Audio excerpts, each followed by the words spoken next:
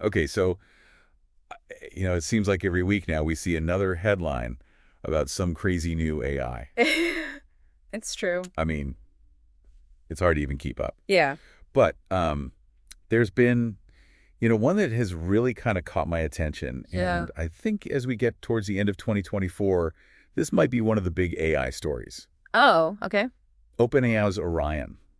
Have you heard about Yeah. this? I've heard whispers. Okay, so just to kind of level set for everybody today, we're going to be diving deep into OpenAI's Orion. Oh, right. And we've got a couple of great sources here. The Verge and Business Insider have both done some reporting on this. Okay. So we're going to explore, what we know about it, what it could be capable of, and the connection to OpenAI's O1 model, which we've talked about before a little bit. Yeah. So kind of the mission today is to see if this is really going to be the game changer that some are saying it's going to be.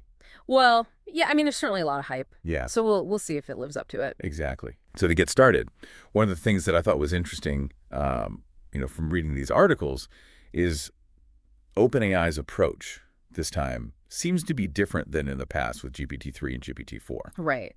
It seems like they're doing things a little more cautiously this time, Yeah, kind of a phased rollout, starting with businesses first and then maybe a wider release to the public later on. right. I mean, in the past, they were, kind of open right from the start. Hmm.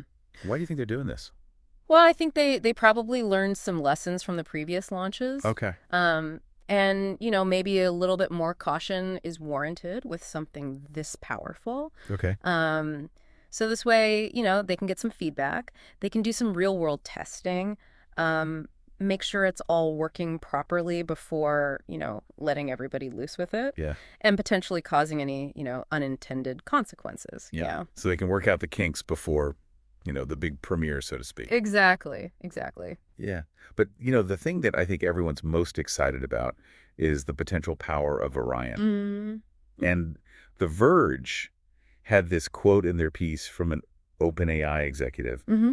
um, saying that it could be 100 times more powerful than GPT-4. Yeah, I saw that. That's a pretty bold claim. Yeah. What does that even mean? I mean, like in terms of AI, what does that mean for something to be that much more powerful? Well, it's a good question. And I think the first thing we need to do is kind of unpack that word power when we talk about AI. It's not just about, sheer speed or the ability to process lots of data.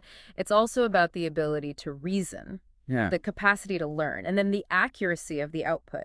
So when we talk about, 100 times more powerful, it's not necessarily a literal thing. It's more that there's a significant leap forward in all of these different areas. So it's like a qualitative as well as a quantitative. Okay, so maybe not like literally 100 times, but still a big jump potentially.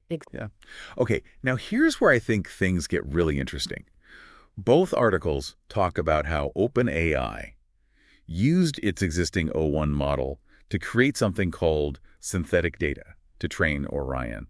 So can you kind of break that down for us a little bit? Sure, yeah. So synthetic data, it's basically like artificially generated information, but it's designed to mimic real world data. So think of it like creating a virtual training ground Mhm. where you can really put the AI through its paces.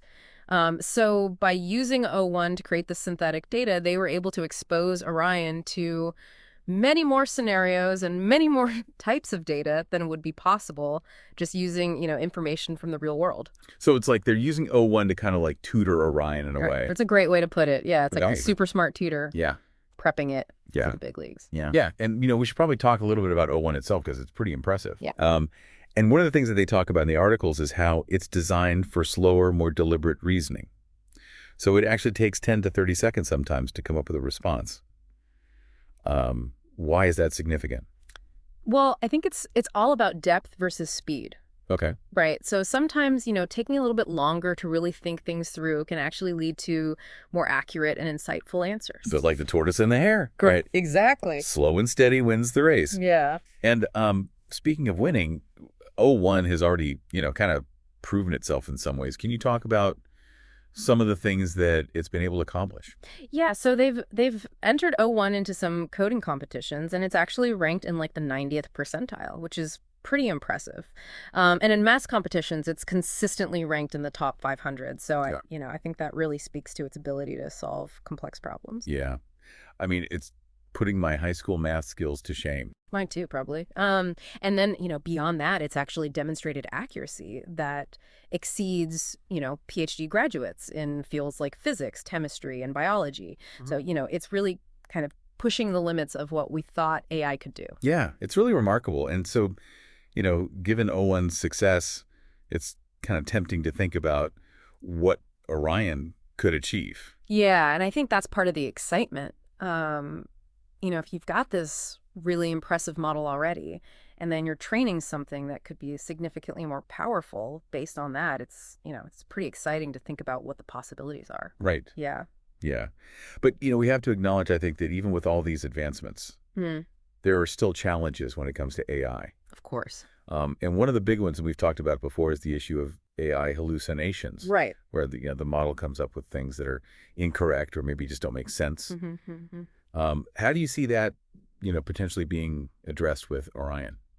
Well, I think it's definitely still a work in progress. But, researchers are constantly working on ways to improve the training methods, to enhance data quality, and to develop mechanisms to detect these errors and correct them. So, maybe Orion's more advanced architecture and this, synthetic data training will actually contribute to reducing these hallucinations. Okay, so still a work in progress. Yeah. But definitely moving in the right direction. I think so, yeah. So we've covered a lot today. To kind of recap, Orion has the potential to be this huge leap forward in AI. It seems like OpenAI is taking a more cautious approach this time around, which is interesting. And the connection to the O1 model, I think, is really fascinating and kind of, sparks all these possibilities. Yeah, definitely something to keep an eye on. I think, as we head into the next, end of this year and into next year, it's going to be really interesting to see how this develops. And if it really does kind of redefine the landscape of AI, like some people are predicting. And so that brings us to our final thought for today. Well, what if, we really are on the cusp of this new era where AI can reason, learn, and solve problems at a level that we can barely even imagine right now? Yeah. I mean, what would that unlock for us? What kind of opportunities? But also, what are the challenges that we need to start thinking about now? Because it could really reshape our world. No question about it. It's a lot to think about. Yeah. So, something to ponder. Right. Well, until next time. See ya. See you later.